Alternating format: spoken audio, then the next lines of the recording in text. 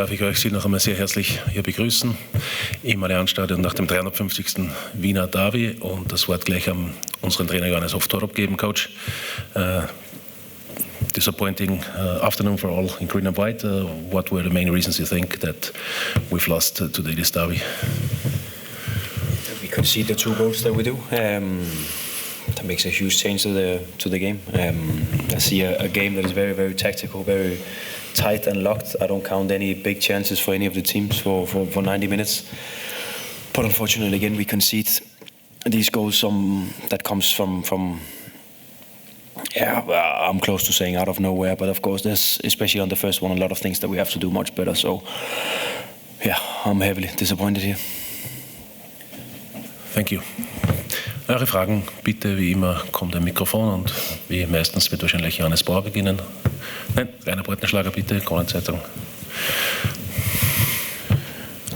Coach, you knew how Austria will play, why there were no ideas, no plan, no power to create more chances.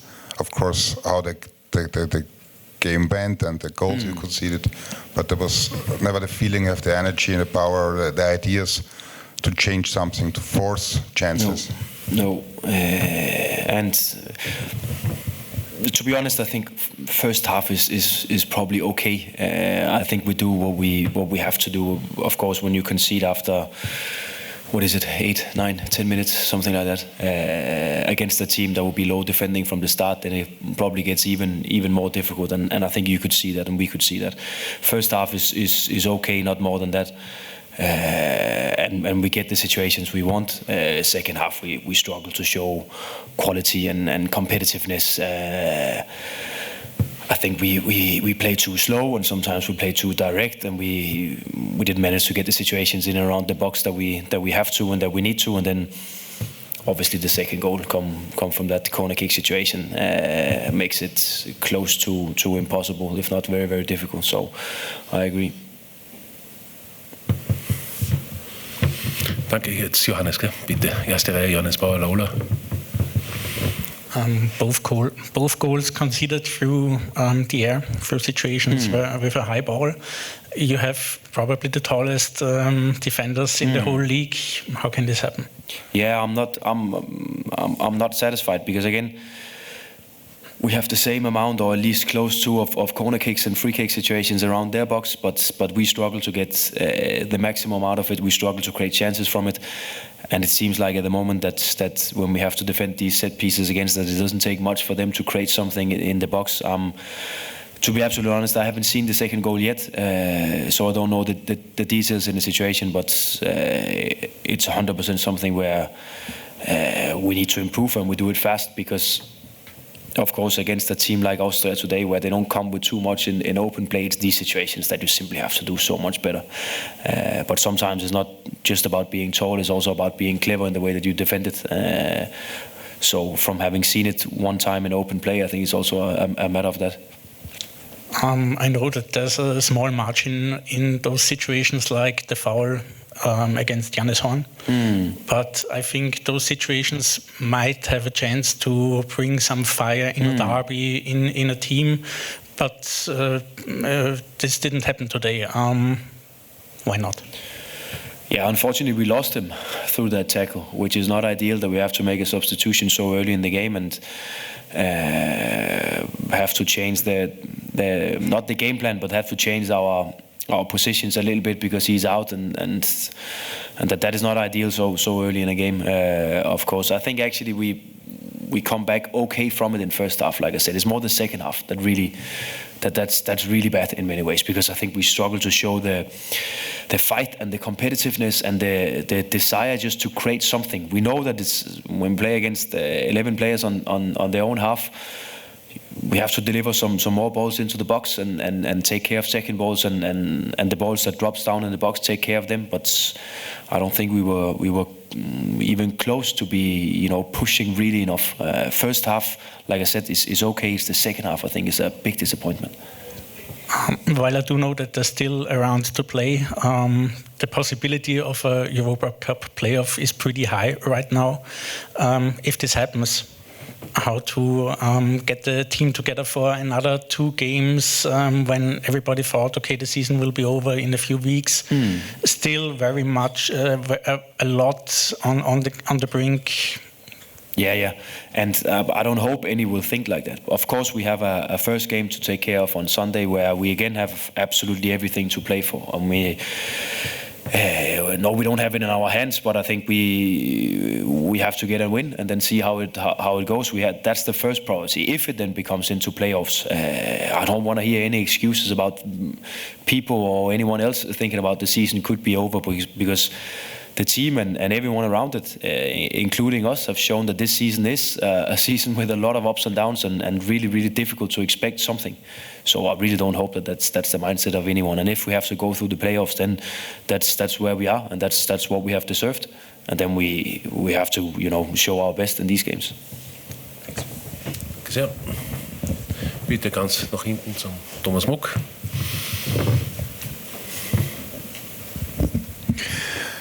Coach, I know it's always difficult to get in the mind of a coach, but I get behind the thoughts that you have with the substitution after the Jannes injury, but you never get the speed advantage, and that Ramstl was already booked. You never get Ramstl in a dangerous situation that he could get a second yellow card. Is that even for you, from a coaching point of view, more maybe even the most disappointing thing about besides the result? Yeah, I think it's a good point, because that's also playing the game and playing it clever. And I think we have seen some teams recently in the games that we've played that they have been better in these situations. They've been better in taking and getting maximum out of situations like that. They also have a central defender with the yellow card that he got early, which I think we also need to create more situations around him to see if we can force something, or at least he needs to be much more defensive in his approach, and he needs to be much more passive. But we didn't manage to do that. So it's a good point. Cleverness is something that it's not teachable. Cleverness is a quality that a player has or has not. You have now at least one decisive game and maybe 2 more to come. From a coaching point of view, how can you help your team to improve in that quite important games? Because this league is so close that the tiniest of margin can decide a game. Yeah, and I don't agree that you cannot teach it or you cannot develop it. I think everything, also the mental part of a football game, is something you develop. There's a reason why you often talk about the experienced players being better in these moments. That's because they have tried it many more times. So I think you can develop it, and I think it's something where we have to look at also the small margins in the game to win it into our favor, like getting more free kicks, pushing more for guys on the yellow when we have dribblers on the pitch to take them on. So I think we can, and I think it's a big part of where we have to improve as a team to win these small margins in games, because it's not much today. And like I said, I don't count any chances in both ends today, but still we lose this 1-2-0. So that tells me that it's in this part where we are simply not strong enough or good enough, or maybe something third or fourth. You talked about the mentality. That is something that is, even before your time, something that is going on for a long time. In a couple of games, I thought in your development, from a mental point of view, you made step forward. Yeah. When I take the last 2 games as an example, it feels like you take step backwards. How would you see it from a mental point of view? And development is always a roller coaster, right? Yeah. Sometimes it goes up and down. How do you bring stability to the team in that point of view? Yeah, and that's simply what we have to develop into this group of players. And it's not easy, and it takes some time, because you can see we start so well. Now I'll talk about another game. We start so well Monday night and play some really good football and really have the game where we want it. But then out of a sudden it slips out of our hands, which is it mentality? Is it cleverness? Is it experience? What is it exactly? What it tells me is that as a team we're not good and solid enough to just take care of a football game from minute 1 to minute 90 with everything it takes. I think we have good moments in all the games that we play, but there's also moments where we are not I will not say ready enough, but I would say, making that foul when you really have to do it, winning that foul when you really have to do it, killing the tempo of the game sometimes when you really have to do it. All these small things. Today we even struggle with our own throw-ins in situations, which is another thing that tells me that this group of players and where we are as a team, we're not solid at all in these mental or mentality things that happens in a football game. That is very, very difficult to train, but we have to, and we have to highlight all the situations because it is a matter of getting the points or not. Coach, final question from my side for now. You have now 2 very disappointing games under your belt in 1 week. How do you handle it? Do you say today and tomorrow we will take a day off to get the head free for the decisive games, or do you say, okay, now it's crunch time, now it's absolute money time, tomorrow we have to work on it and maybe even work harder, and for the last week to go into this so often called 105% region? Yeah, and it's the only thing that really matters. Of course, we aim tomorrow just to get this game out of the system. And I think sometimes often it's better to do it as fast as possible. Then we take a day off on Tuesday and start focusing from Wednesday on the next game ahead of us. And that's, I think it will contain a lot of things from today, but also the last game, because I hope we can make it an even and a tight game again. And then I will do my absolute best to see if we can get the margins into our side and find the moments in the game where we can get them onto our side.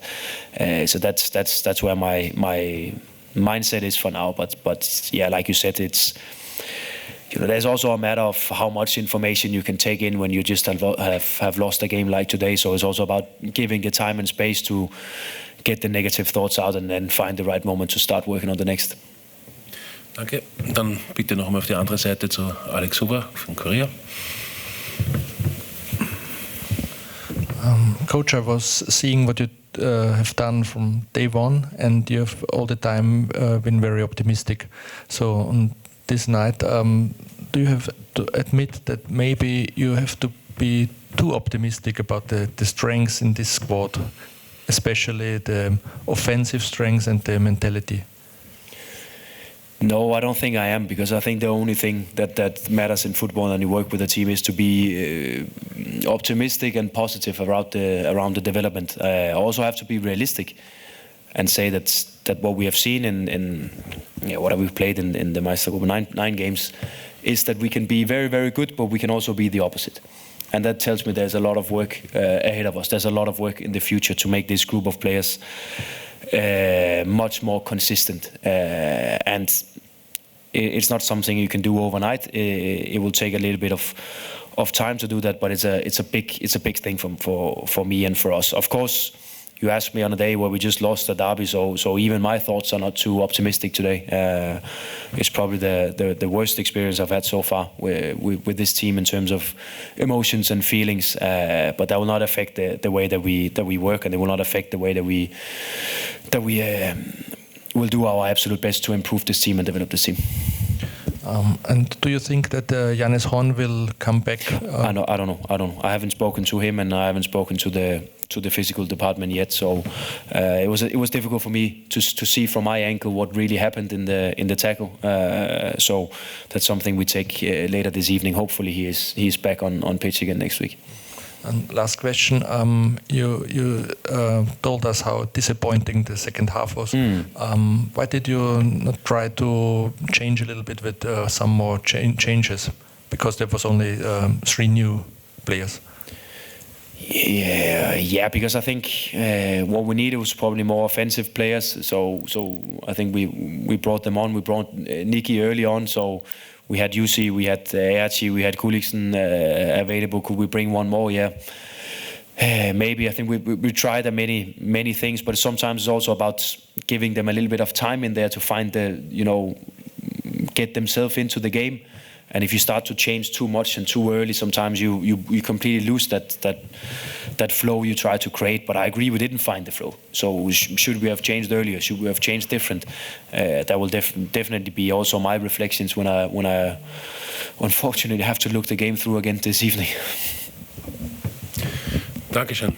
Thanks, Coach. Danke für euer Interesse. Also, es gibt noch eine Frage, aber ich glaube, wir haben alles absolviert und schönen Sonntagabend noch. Thanks. Of course.